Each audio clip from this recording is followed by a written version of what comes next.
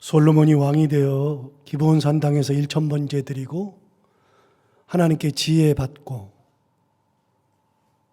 그 지혜로 이스라엘을 현명하게 다스렸죠. 그런데 우리가 아는 대로 솔로몬이 받은 것은 지혜뿐만이 아니라 부귀도 받았고 영화도 받았고 장수하는 복까지 덤으로 받았습니다. 그의 인생, 왕으로서 인생의 출발점이 얼마나 화려했는지를 알 수 있는 대목인데요. 이렇게만 된다면 얼마나 행복하고 좋겠습니까? 사실 우리도 인생을 시작하면서 이런 보장을 받을 수만 있다면 정말로 좋겠지만 현실적으로는 그렇지 않죠. 그런데 우리는 하나님께서 솔로몬에게 이런 복을 주셨다는 것, 그래서 솔로몬이 그런 복으로 인생을 출발했다는 것은 잘 아는데 하나님께서 이런 것들을 주시면서 솔로몬에게 하셨던 당부의 말씀은 잘 기억하지 못할 때가 있습니다. 진짜 중요한 것은 그런 복을 주시던 하나님께서 마지막으로 솔로몬에게 하셨던 당부의 말씀인데 그 당부의 말씀이 기브온 산당 1000번째 제사 드린 다음에 하나님께서 꿈에 나타나셔서 하셨던 말씀 가운데 있습니다. 열왕기상 3장 14절을 한번 보면 이렇게 이야기합니다. 내가 만일 내 아버지 다윗이 행함같이 내 길로 행하여 내 법과 명령을 지키면 내가 또 내 날을 길게 하리라. 하나님이 마지막으로 하셨던 말씀이 뭐냐면 내 아버지 다윗이 행함같이 내 길로 행하여라. 내 법도와 명령을 다 지켜라. 그러면 이것까지 더한다. 하나님은 솔로몬 역시 다윗과 같이 하나님의 법도와 명령을 지키고 살라고 말씀하셨습니다. 이것이 하나님께서 솔로몬에게서 정말로 원하는 거였죠. 솔로몬이 2번이나 하나님을 만났는데 지금 우리가 함께 살펴본 3장 16절의 말씀은 14절의 말씀은 바로 첫 번째 하나님께서 나타나셔서 주셨던 말씀이죠. 자, 시간이 흘러 20년이 훌쩍 지났고 그 사이 솔로몬은 하나님의 성전과 왕궁을 다 지었습니다. 얼마나 감격스러웠던지 정말로 큰 제사를 드리고 봉헌을 했습니다. 이스라엘 백성들을 모아서 그들 앞에 서서 하나님 앞에 감사기도를 드렸고 이스라엘 백성들에게 축복하고 그들이 돌아갈 때 그들의 손에 엄청난 선물을 하나씩 주어서 돌려보냈습니다. 계산해 보니까 솔로몬이 그때 준비한 거는 국고를 가지고 준비한 게 아니라 자기의 재산을 가지고서 그렇게 한 겁니다. 정말로 대단한 제사, 대단한 선물을 주어서 보냈죠. 너무나 감격스러웠으니까요. 그날 밤 하나님 2번째 솔로몬에게 나타나셨습니다. 그리고 솔로몬에게 나타나서 이렇게 말씀하셨습니다. 굉장히 긴데요. 그 말씀 길지만 단순합니다. 2부분으로 딱 나누어져 있거든요. 그 긴 말씀을 2부분으로 나누어져 있으니까 둘로 나누어서 한번 보겠습니다. 먼저 9장 4절부터 5절에 의하면 내가 만일 내 아버지 다윗이 행함같이 똑같네요. 3장 14절에 있는 말씀과 같이 얼마나 이렇게 똑같죠? 내가 만일 내 아버지 다윗이 행함같이 마음을 온전히 하고 바르게 하여 내 앞에서 행하며 내가 내게 명령한 대로 온갖 일에 순종하여 내 법도와 윤리를 지키면 네가 아버지 다윗처럼 그렇게 살면 법도와 윤례를 온전히 지키면 내가 명령한 대로 그대로 행하면 그러면 어떻게 하느냐? 5절 내가 내 아버지 다윗에게 말하기를 이스라엘의 왕위에 오를 사람이 내게서 끊어지지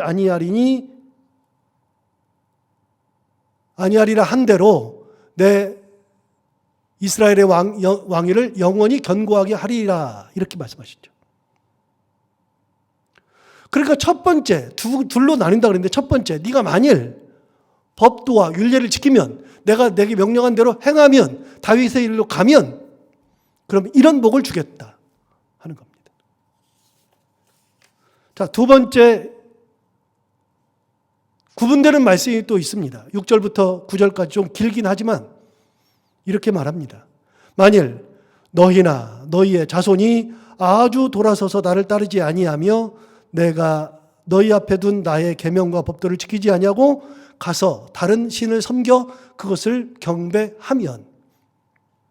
제가 두 부분이라고 말씀드렸잖아요. 첫 번째 부분은 네가 만일 법도와 윤리를 지키면, 내 명령대로 행하면, 다윗의 길로 가면 이런 복을 주겠다. 두 번째 파트는 네가 만일 명령을 지키지 않으면, 완전히 돌아서서 나를 따르지 아니하고 너희 앞에 둔 나의 계명과 법도를 지키지 아니하고 가서 다른 신을 섬겨 그것을 경배하면, 딱 둘로 나뉘죠. 그러면 그렇게 했을 때는 이런 복을 주지만 이렇게 행하면 어떻게 하느냐? 그러면 7절부터 계속 나옵니다. 내가 이스라엘을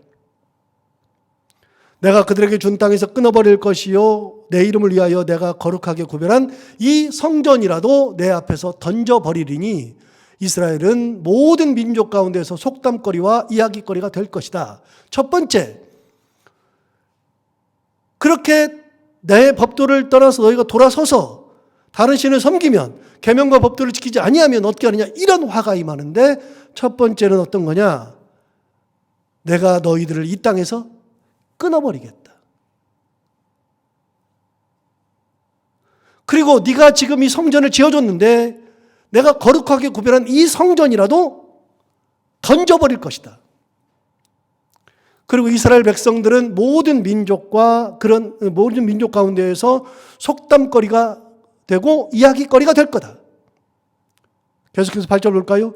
이 성전이 높을지라도 지나가는 자마다 놀리며 비웃어 이르되 여호와께서 무슨 까닭으로 이 땅과 이 성전에 이같이 행하였는고 하면 이랬어요. 지나가는 사람들이 놀리는 겁니다. 왜요? 성전을 버려버렸거든요. 이 성전이 높아요. 위대해요. 엄청나요. 참 보면 대단한데 그걸 던져버리니까 지나가는 사람들마다 놀리는 겁니다. 비웃으며 놀리는 겁니다. 어떻게 해서 하나님께서 이 땅과 이 성전을 이렇게 행하였는가? 그렇게 말할 거라는 겁니다. 9절 계속해서 이렇게 합니다. 대답하기를 그들의 조상들을 애굽 땅에서 인도하내신 그들의 하나님 여호와를 버리고 다른 신을 따라가서 그를 경배하여 섬김으로 여호와께서 이 모든 재앙을 그들에게 내리심이라 하리라 하였더라. 뭐라고 대답하느냐? 성전을 버려버리니까 사람들이 어떻게 하나님이 이걸 버려? 이스라엘 백성들을 왜 버려? 그러면 뭐라고 대답하느냐? 그들의 조상들을 하나님께서 애굽 땅에서 인도하여 내셨는데 그 하나님을 버리고 다른 신을 섬겨서 따라갔기 때문에 여호와께서 이 모든 재앙을 그들에게 내려버렸다. 그래서 이야기거리, 속담거리가 될 것이다. 이렇게 하나님께서 말씀하신 겁니다. 제가 지금 읽은 이 내용은 두 번째 솔로몬에게 나타나신 하나님께서 하신 말씀입니다. 아주 명확하고 단순합니다.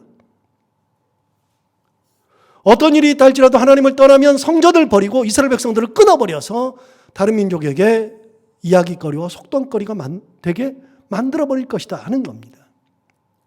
여러분, 이 내용은 제가 지난 10월 마지막 주 종교개혁주일 때 이미 한번 나눈 말씀이기 때문에 다시 또 말씀드리기가 그렇지만 중요한 것이 있습니다. 저는 이 본문을 볼 때마다 이 내용을 볼 때마다 드는 생각이 꼭 있습니다. 무슨 생각이 드느냐? 솔로몬이 자기가 40년 동안 왕을 하는 동안에 그중에 20년을 하나님을 위해서 건축을 했습니다. 대단한 역작을 만들었습니다. 그러면 하나님께서 이렇게 말씀하셔야지, 꿈에 나타나셔서 이렇게 말씀하셔서 잘했다, 고맙다, 대단하다, 네가 한 것은 전무후무한 일이다, 이렇게 말씀하셔야 되는데 그런 말씀은 한 말씀이 없습니다. 잘했다, 고맙다, 없습니다. 그런 말씀 대신에 하시는 말씀이 뭐냐면, 네가 만일 계명과 법도를 지키면, 다윗의 길로 행하면 이런 복을 주겠다. 네가 만약에 계명과 법도를 버리면, 다른 신들에게 가서 그걸 경배하면 그럼 너에게 이런 재앙을 주겠다. 이스라엘 백성들은 땅에서 끊어질 것이요, 이 성전은 버려버릴 것이요, 지나가는 사람들마다 놀리게 될 텐데 그때 대답하기를 하나님이 옛날에 이 백성들을 애굽에서 끄집어내셨어. 인도하셔내셨어. 그런데 이 백성이 다른 신들을 가서 섬기니까 하나님께서 이 백성을 버려버렸어. 이 성전도 버려버렸어. 그래서 이야기거리가 되고 속담거리가 되게 할 거다. 여러분, 이 위대한 역작을 만들었는데 하나님은 그 역작을 가지고서 말씀하신 적이 없습니다. 동일하죠. 첫 번째 꿈에 나타났을 때나 두 번째 나타나셨을 때나 하나님의 말씀은 정확하고 명확하고 단순합니다. 우리는 뭔가를 해야 한다고 생각하기 쉽습니다. 우리는 성전을 지어 드려야 된다고 생각하기 쉽습니다. 성전을 지어 드려야 하나님께서 기뻐하실 거라고 생각합니다. 그러나 하나님은 그런 행위를 말씀하시지 않습니다. 하나님은 그런 대신에 무슨 말씀하시냐면 계명과 법도를 지키면서 살아라. 나를 떠나지 말아라. 다른 신에게 가지 말아라. 하나님은 끊임없이 말씀하십니다. 하나님이 중요하게 생각하는 것은요, 성전을 지어드리는 것이 아니라 하나님의 말씀대로 사는 것을 중요하게 생각하신다는 겁니다. 그래서 여러분, 우리가 가져야 되는 신앙은요, 성전 지어드릴 신앙이 아니라 말씀대로 사는 신앙이 중요한 겁니다. 항상 말씀드려요. 성전이 없으면 예배가 안 됩니까? 여러분, 하나님 앞에 드리지 않으면 그럼 우리는 하나님의 자녀가 아닙니까? 아닙니다. 그게 아니고요. 성전이 없어도 예배가 되고요. 성전이 허름해도 하나님의 임재를 느낄 수 있습니다. 우리 어렸을 때는요, 이렇게 냉난방기가 없었습니다. 한겨울에는 추워가지고요, 중간에 배치카 하나 놓고서 그 다음에 무릎 꿇고 예배를 드렸었습니다. 얼마나 추웠는지 모릅니다. 여름에는 너무 더워가지고서 땀을 삐직삐직 흘리면서 예배를 드렸습니다. 그런데 여러분, 그런 곳에서 우리는 성령 임재를 체험했었습니다. 여러분, 성전을 지어드려야 하나님 만족하십니까? 그렇지 않습니다. 성전을 지어드리는 믿음이 아니라 말씀대로 사는 믿음. 하나님은 그걸 기뻐하시는 겁니다. 우리의 기준과 하나님의 기준이 다릅니다. 본질적으로 차이가 있습니다. 이 기준을 벗어나면 하나님의 진노를 사는 거죠. 하나님 싫어합니다. 성전이요? 그거 버려버리면 되는 거죠. 이스라엘 백성이요? 버려버리는 거죠. 끊어버리는 거죠. 하나님의 진노가 임합니다. 아담과 하와는 하나님의 창조를 받았던 최초의 인간이죠. 하나님께서 직접 흙을 빚어서 몸을 만들었습니다. 거기다가 생기를 불어넣어서 영혼을 만들었습니다. 그렇게 하나님이 직접 손을 대해서 생기를 불어서 만든 인간은 아담이 유일합니다. 하와 만든 것도 마찬가지입니다. 하와는 아담을 잠들게 한 다음에 아담에게서 갈비뼈를 빼서 직접 만들었던 존재가 하와입니다. 그래서 아담과 하와는 하나님의 손으로 직접 만든 수작품입니다. 우리도 하나님의 창조물이긴 하지만 아담과 하와는 특별했습니다. 그리고 아담과 하와는 에덴 동산을 창설하신 다음에 거기다가 두어서 거기서 천년 만년 죽지 않고 행복하게 살도록 창조했습니다. 이 땅에 태어난 사람들 중에 아담과 하와처럼 하나님께서 직접 창조하신 존재는 아예 없죠. 특별한 종을 받았던 사람입니다만 아담과 하와도 하나님의 말씀과 계명을 떠나니까 하나님께서 그들을 버려버렸습니다. 아담과 하와가 하나님의 말씀을 어겼을 때 그들이 살고 있던 에덴 동산에서 쫓겨났고 그들은 죽음을 맞이해야 했습니다. 새벽기도 때 가끔 말씀드렸는데요. 하나님은 죽음을 창조하신 적이 없습니다. 죽음을 만들지 않았습니다. 아담과 하와를 만들 때는 죽음을 만들지 않았습니다. 그런데 죽음이 언제 들어왔느냐면 아담과 하와의 범죄 이후에 죽음이 인간에게 찾아온 거죠.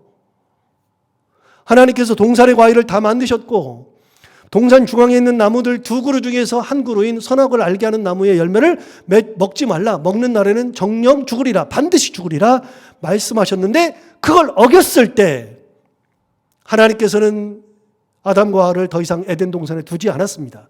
쫓아냈습니다. 그리고 반드시 죽으리라 한 것처럼 반드시 죽었습니다. 여러분 당장 안 죽었으니까 안 죽은 게 아니고요. 하나님과 분리되는 것은 죽음입니다. 신학적으로 하나님과 분리되는 것은 죽음인데 영적으로 죽었고요. 그리고 육적으로도 죽음을 맛봐야만 했었습니다. 여러분, 하나님의 말씀과 계명을 떠나면 그 어떤 존재를 할지라도 하나님은 다 버려버립니다. 의미 없습니다. 사울왕이 그랬습니다. 사울왕은 뭐 대단한 인물이 아니었죠. 그가 왕으로 택함을 받을 때 제비 뽑는 자리에서 도망해가지고 사람들이 찾지 못하도록 숨어버릴 정도로 겸손했던 인물이었습니다. 자기가 왕이 된다는 것 알지 못했고 자기가 왕이 되게 해달라고 한 적도 없었고 그는 겸손했고 자기와 능력과 상황을 정확하게 인식하고 있었던 그런 존재였습니다. 그런데 그가 하나님의 섭리에 의해서 왕이 되었죠. 왕이 되고 변했습니다. 하나님께서 명하시지 않은 것을 했거든요. 자기 생각에는 하나님의 말씀이 이해가 안 되었고 굳이 그럴 필요가 없다고 판단한 것 같습니다. 아말렉과의 전쟁을 할 때 하나님께서 사무엘을 통해서 하셨던 말씀은 분명합니다. 그들의 모든 소유를 남기지 말고 진멸하되 남녀와 소아와 젖먹는 아이와 우양과 낙타와 나귀를 죽이라 말씀하셨는데 이 명령을 어기고 말았습니다. 말씀을 먹었습니다. 아말렉과의 전쟁에서 대승을 거두었습니다. 여러분, 우리는 대승을 거둔 것이 중요하다고 생각해요. 승리하면 된다고 생각해요. 아니요. 하나님의 기준은 승리가 아니거든요. 승리는 하나님께서 언제든지 주실 수 있는 겁니다. 승리가 중요한 것이 아니라요. 하나님의 뜻대로 하는 승리가 중요한 거죠. 이겨도 하나님의 뜻 가운데 이기는 것이 중요한 것이고 하나님의 섭리 가운데 이기는 것이 중요한 것이죠. 이기는 것 자체가 중요한 것이 아니고요. 뒤집을까요? 여러분, 우리는 실패하면 잘못됐다고 생각합니다. 그러나 실패도 하나님께서 주시는 실패는 괜찮은 겁니다. 우리가 져야 할 때는 하나님께서 지도록 만드시는 겁니다. 우리는 실패하면 무조건 실패했다고 생각해요. 아니요.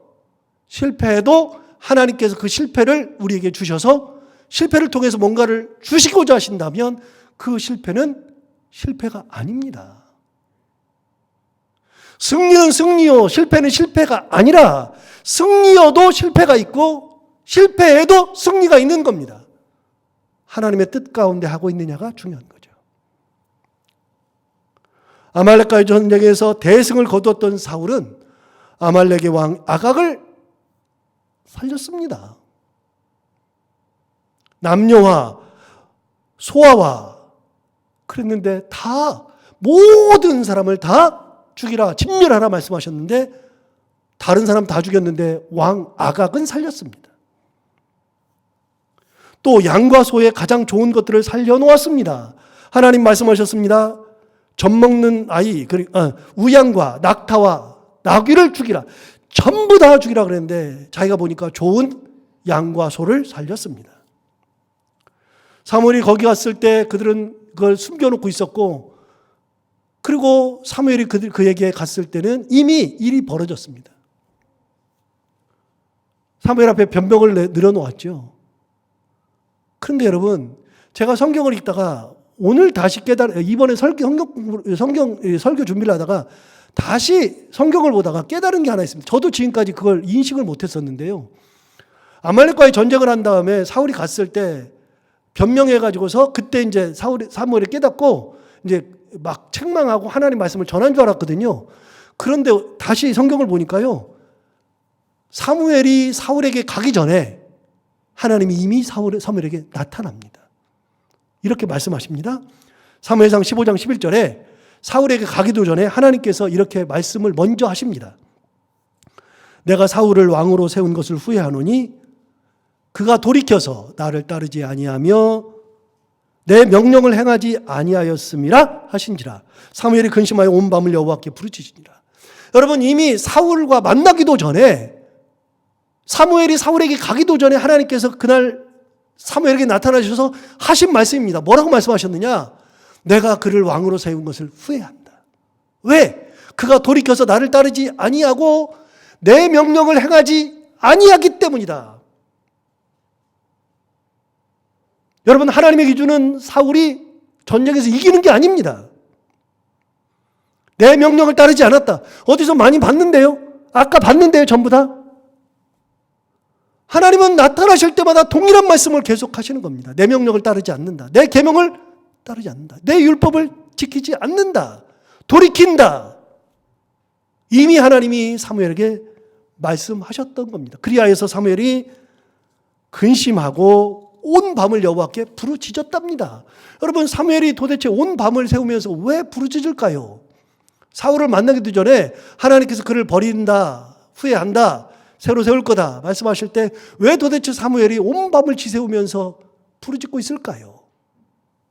왜냐하면 사울을 왕으로 세운 것은 자기였습니다. 내가 기름을 부었습니다. 하나님의 일꾼으로 내가 세웠습니다. 그런데 내 손으로 그를 끄집어 내려야 되거든요. 하나님 용서해 주세요. 하나님 다시 한번 생각해 주세요. 밤새 기도해봐야 하나님은 단호합니다. 그 기도가 먹히지 않습니다. 여러분, 거기서도 또 하나 알 수 있는 게 있어요. 하나님의 뜻이 아니면요, 밤새 기도해봐야 안 되는 거거든요. 결국은 사무엘이 사울을 만나러 갑니다. 만나러 가서 얘기하니까 온갖 변명을 다 합니다. 이걸로 하나님 앞에 제사를 드린다는 등 별소리를 다 하죠. 그리고 아각 얘기는 딱 빼요. 왕 얘기는 딱 빼요. 왕 살려놓은 얘기는 싹 빼거든요. 그러니까 굉장히 그래요. 그래서 막 더 책망하니까 나중에 뭐라 그러냐면, 사실은 이스라엘 백성들이 살려놓자고 막 자꾸 그래가지고 내가 이스라엘 백성들 눈치 보느라 그랬습니다. 하나님 눈치는 안 보고서 이스라엘 백성들의 말만 귀담아 들으니까 하나님이 그 자리를 보존시키겠습니까? 자, 드디어 사무엘이 사울에게 이렇게 얘기합니다. 사무엘상 15장 16절부터 19절까지 나옵니다. 사무엘이 사울에게 이르되 가만히 계시옵소서. 간밤에 여호와께서 내게 이르신 것을 왕에게 말하리이다 하니 그가 이르되 말씀하소서. 사무엘이 드디어 사울에게 이야기하는 것은요, 어떤 얘기냐면 간밤에 여호와께서 내게 이르신 것을 왕에게 말하는 겁니다. 내 생각을 말하는 게 아니고요, 내 좋은 대로 전하는 것이 아니라요, 사무엘이 사울에게 전하는 것은 명확합니다. 간밤에 하나님께서 내게 명하신 것 정확하게 전달하는 것. 다른 얘기할 게 없습니다. 간밤에 하나님께서 내게 명하신 것, 말씀하신 것, 그걸 왕에게 말합니다. 그러면서 시작합니다. 17절. 사무엘이 이르되 왕이 스스로 작게 여길 그때에 이스라엘 지파의 머리가 되지 아니하셨나이까. 겸손했을 때 하나님께서 당신을 쓰지 않았습니까? 여호와께서 왕에게 기름을 부어 이스라엘 왕을 삼으시고 또 여호와께서 왕을 길로 보내시며 이르시기를 가서 죄인 아말렉 사람을 진멸하되 다 없어지기까지 치라 하셨거늘. 드디어 19절이 나옵니다. 어찌하여 왕이 여호와의 목소리를 청종하지 아니하고 탈취하기에만 급하여 여호와께서 악하게 여기시는 일을 행하였나이까.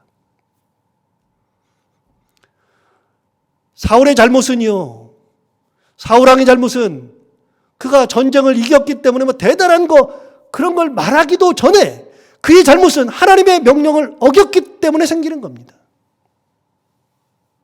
하나님의 말씀을 귀담아 듣지 않았기 때문에 생기는 겁니다. 다시요. 여러분, 우리는 뭔가를 해드려야 하나님께서 기뻐하신다고 생각합니다. 성전을 지어드리면 하나님께서 기뻐하실 거라고 생각합니다. 그럴 수 있습니다. 그러나 정말 중요한 것은요, 하나님께서 그날 밤에 나타나셔서 하신 말씀은 성전 지어서 고맙다, 성전 짓기 때문에 잘했다가 아닙니다. 어느 순간에든지 네가 내 법도와 윤리를 지키라. 그걸 지키지 않고 돌이키면 이런 화가 임한다. 하나님은 무언가를 해주는 신앙을 바라시는 것이 아니라 하나님의 말씀을 청종하고 하나님의 말씀대로 살아가는 것, 그것을 하나님 기뻐하시는 겁니다. 왜 왕은 여호와의 목소리를 청종하지 아니하고 탈취하기만 급급하여 여호와께서 악하게 행하시는 일을, 여기시는 일을 행하였나이까? 라고 이야기하죠. 여러분, 우리는 좋은 자리에 가는 것을 인생의 목표로 삼을 때가 있습니다. 저도 그랬고요. 젊었을 때 치기로 내가 진짜 높아지리라. 내가 뭐 위대해지리라. 근데 점점 하나님을 알아가면 알아갈수록요. 높아진다는 것이 뭘까? 가진다는 게 뭘까? 존경받는다는 것이 무엇일까? 그런 생각을 정말 많이 하게 됩니다. 여러분, 우리는 자리에 연연합니다. 왕이면 대단하죠. 그런데 여러분, 그게 정말로 대단한가? 다시 한번 생각하게 됩니다. 사울은 최고의 높은 자리에 올라갔습니다. 근데 그러면서 이제 드는 생각입니다. 그래서 뭐? 올라갔는데 뭐? 높은 자리에 올라갔습니다. 그래서 뭐요?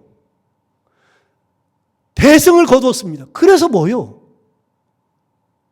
뭐 얼마나 대단하다고요? 남들에게 존귀 여김을 받는 것을 귀하게 여길 수 있습니다. 내 자신의 성공이 참 중요하다고 생각할 수 있습니다. 그런데 그런 것보다 중요한 것이 하나님의 말씀을 순종하는 겁니다. 하나님의 은혜 가운데 사는 겁니다. 이 이야기를 한 다음에 사무엘이 사울에게 남기는 유명한 말을 합니다. 우리 다 아는 말씀입니다. 사무엘상 15장 22절, 너무나도 유명한 말씀입니다. 사무엘이 이르되 여호와께서 번제와 다른 제사를 그의 목소리를 청종하는 것보다 것을 좋아하신 같이 좋아하시겠나이까? 그러면서 우리가 잘 아는 말씀, 순종이 제사보다 낫고 듣는 것이 수양의 기름보다 낫다.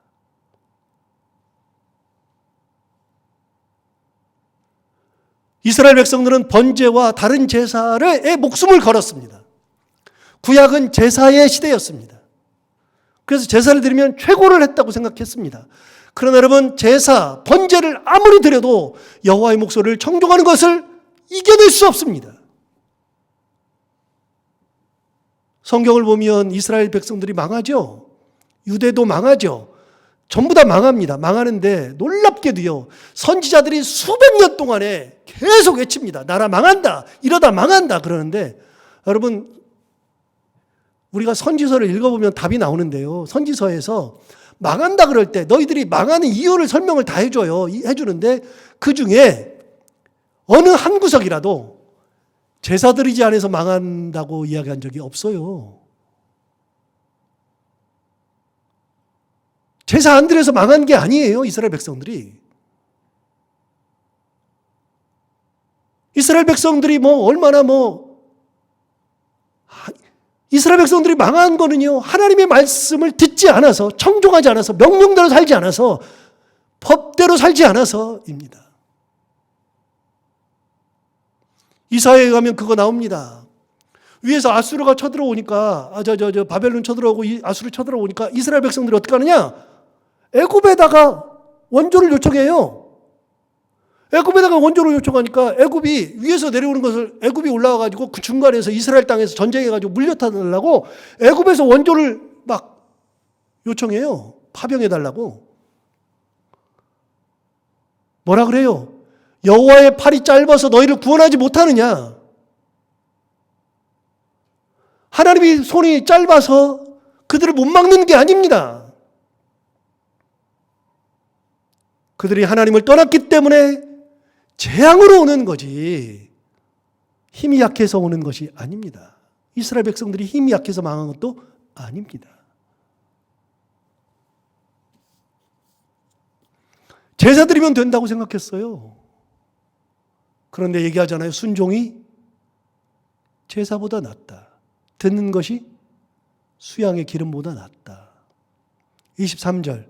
우리는 22절만 알고 23절을 잘 몰라요. 사무엘상 15장 23절에는 이렇게 말합니다. 거역하는 것은 점치는 죄와 같고 완고한 것은 사신 우상에게 절하는 죄와 같음이라. 왕이 여호와의 말씀을 버렸으므로 여호와께서도 왕을 버려 왕이 되지 못하게 하셨나이다. 자, 두 가지로 나눌 수 있는데요. 거역하는 것, 하나님의 말씀을 거역하는 것, 말씀을 듣지 않는 것은 점치는 죄와 같대요. 여러분, 이스라엘 백성들이 점치지 않았잖아요. 사울이 점치지 않았잖아요. 사울왕이 전쟁터에서 점을 쳤습니까? 점치지 않았어요. 그런데 뭐라 그래요? 네가 하나님의 말씀을 거역하는 것은 점치는 죄와 같다. 완고한 것은 사신우상에게 절하는 것과 같다. 완고하다는 것은 말씀을 안 듣는다는 거잖아요. 지고집이 세다는 거잖아요. 네가 고집 부리고 하나님 말씀대로 살지 않는 것은 우상에게 절하는 것과 같다. 다시 물어요. 여러분, 사울이 우상에게 절을 했습니까? 우상을 섬겼습니까? 아니잖아요. 점치지 않았잖아요. 그런데 거역하는 것은, 그리고 완고한 것은 그것과 똑같다. 말씀을 듣지 않는 것은 우상에게 가는 것과 똑같다. 그래서 뭐라 그래요? 여호와께서도 왕을 버려 왕이 되지 못하게 하셨나이다. 이렇게 얘기를 하죠. 누가 예외이겠습니까? 아무리 대단한 존재라 할지라도 예외가 없죠. 그래서 신앙생활은 행위가 아니라 순종입니다. 무언가를 드리는 것이 신앙이 아니라 말씀을 듣고 말씀대로 살아가고 말씀을 따라가는 것, 하나님을 바라보면서 하나님의 은혜 가운데 살아가는 것이 신앙생활입니다. 그렇게 한 다음에 행위가 있는 겁니다. 말씀대로 살면서 그 은혜에 감사해서 그걸 가지고 성전을 지어드리는 것이지 성전 지어드리는 것이 먼저가 아닌 거죠. 솔로몬에게 2번이나 나타나신 하나님께서 하셨던 말씀을 기억해야 합니다. 그 말씀은 뭐 대단한 것이 아니었고 말씀대로 살아야 한다는 거였습니다. 그렇지 않으면 이렇게 엄청난 역작으로 지어진 성전이라도 하나님께서 버린다고 하셨고 이스라엘 백성들을 끊어버린다라고 말씀하셨죠. 어느 순간 하나님의 말씀보다 자기의 죄가 더 위대해진 솔로몬, 그가 하나님의 말씀을 무시하자 드디어 하나님께서 직접 움직이셨죠. 지난주에 우리가 말씀을 들은 것처럼 에돔 사람 하닷, 그리고 다메섹의 왕이 되었던 르손을 일으켜서 솔로몬 시대에 괴롭게 만들었습니다. 그들이 솔로몬의 대적이 되었던 것은 솔로몬 때문이 아니라 아버지 때문이었다고도 우리가 지난주에 말씀을 들었죠. 아버지 시대에 그들을 진멸하고 그들과 전쟁하면서 막 나라를 쑥대밭 만드니까 그들이 복수할 날을 기다리고 있다가 다윗이 죽었다는 소식을 들어서 이스라엘을 치고 싶은데 솔로몬이 너무나도 강하니까 하지도 못하고 하나님께서 붙들고 계시니까 하지 못하고 있다가 솔로몬이 하나님을 떠났을 때 그들이 일어나서 솔로몬을 괴롭혔습니다. 그런데 성경 본문은 계속 얘기했죠. 여호와께서 그들을 일으키셨다. 여호와께서 일으키신 겁니다. 수십 년이 지났습니다. 다윗 시대부터 솔로몬 때까지 최소 30년 지났을 겁니다. 그런데 그 30년 동안 복수의 칼날을 갈고 있었는데 힘이 없어서 못하고 있었는데 하나님께서 그들을 일으키셨습니다. 누가 막습니까?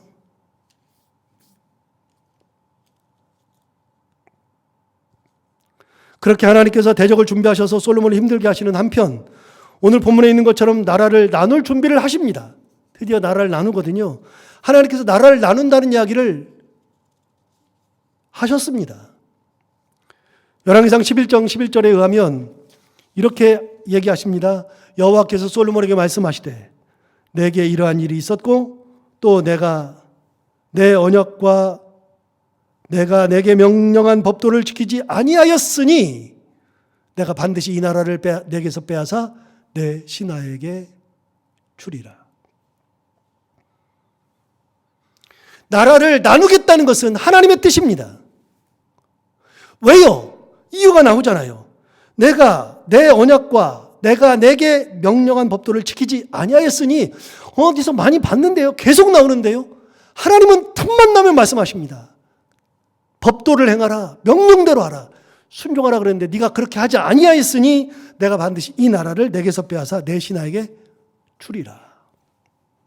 그래서 신하에게 주는 겁니다. 자, 하나님께서 신하에게 줄 때 준비하시죠. 이제 새 나라를 준비하십니다. 대적이 일어나서 갑자기 알지도 못하는 대적이 일어나서 솔로몬을 괴롭게 하는 것뿐만이 아니라 이제는 하나님께서 나라를 나눈다 그랬으니까 나라를 나눠야죠. 그래서 하나님께서 준비하신 일꾼이 오늘 본문에 나옵니다.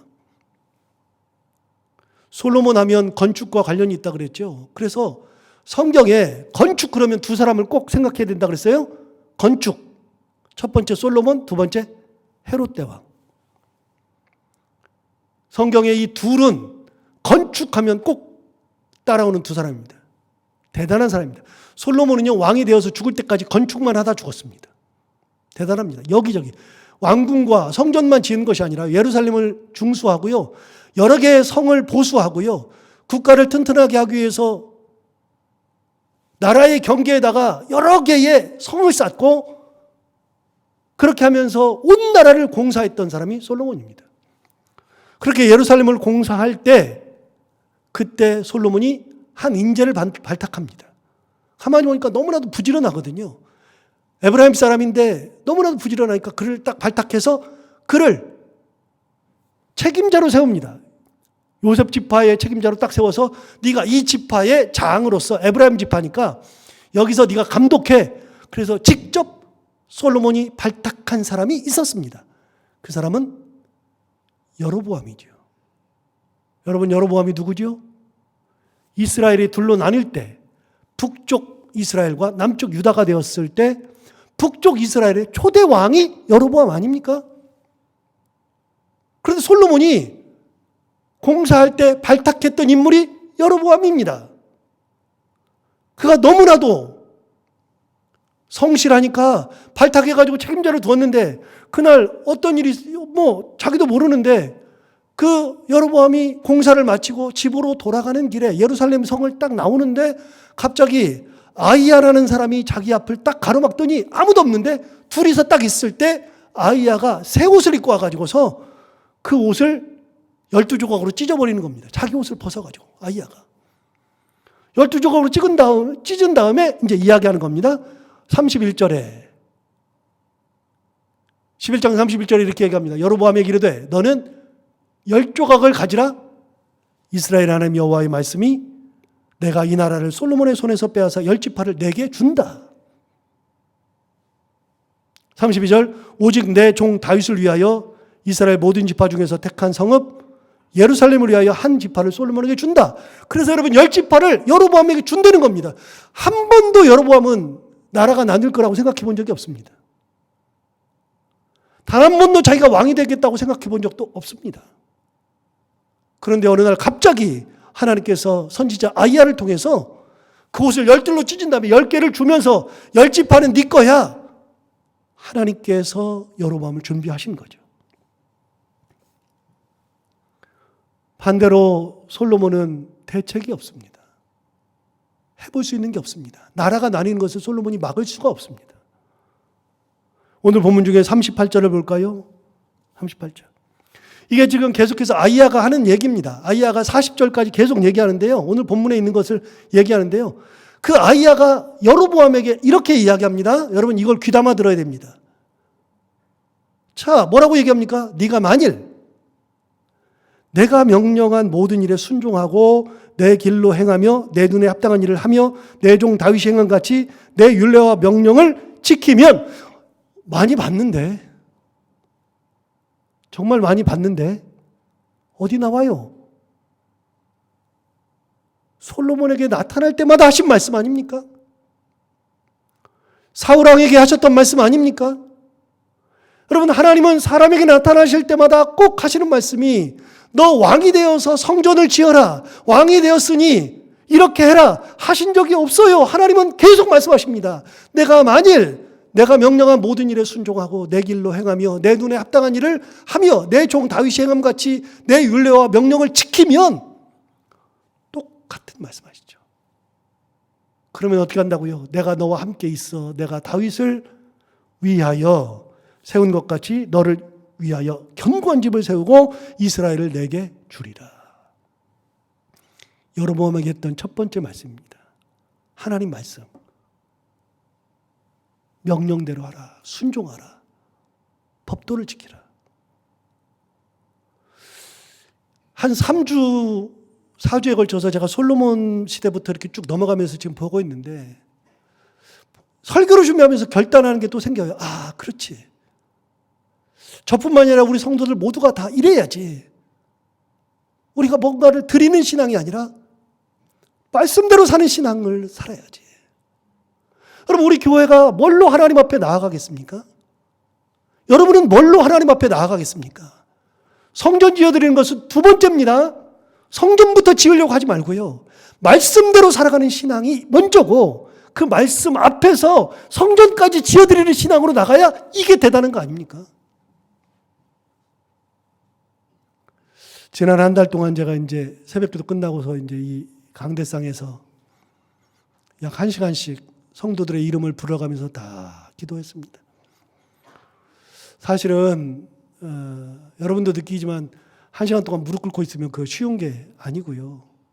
무릎이 저리기도 하고 막 그러니까 이렇게 했다 저렇게 했다 하기도 하고 뭐 그래서 하는데 거짓말이 아니라요. 여러분 여기 계시는 분들 전부 다 기도 제목을 제가 다 가지고 있습니다. 머릿속에. 처음에는 보고 기도해요.